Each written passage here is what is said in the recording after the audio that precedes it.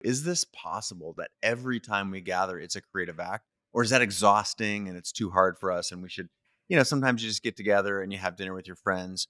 Or is this an opportunity to shape our world, to create the world that we want to live in every day? So Help us it's such a navigate great this. question. The first thing I would say is gathering in this way is a practice to nurture over time. It's a Mm, way of thinking. It's a different lens.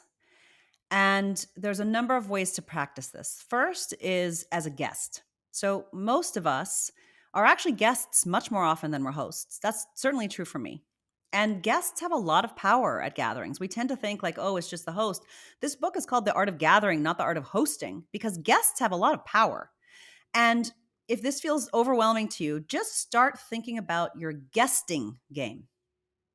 mm, And I have a monthly newsletter. It's free. It's open to the public. And I recently wrote about the art of guesting.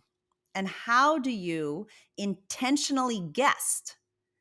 And first, just pause and to think about as invitations come in to actually make a connected yes, an enthusiastic yes, or a connected, graceful no.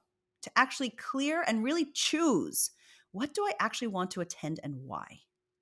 In part because when we're going to stuff we don't want to be, work is a different, it's a different situation. So just first in social lives, we tend to, vent our rage at the gathering, right? We're texting on our phone, we're rolling our eyes, were sort of huffing and puffing in ways that are actually really affect everyone else. So if mm, you at some level like to choose really intentionally, this it's almost a sacred practice. Like where do I want to go, and when I show up, I really show up. The second is when you do decide to guest and you choose to go someplace, there are ways that guests fundamentally shift and change a gathering. I live in New York, and Bemelman's Bar is kind of this famous, iconic bar that's been around, I think, for over 80 years. It's recently been taken over, or like rediscovered, perhaps is a better word, by Gen Z. And I went there a few months ago, actually with my in-laws, and sat down, and everyone was kind of like taking photos of the drinks and sort of chatting with each other. And in the middle of the table was this incredible grand piano and piano player.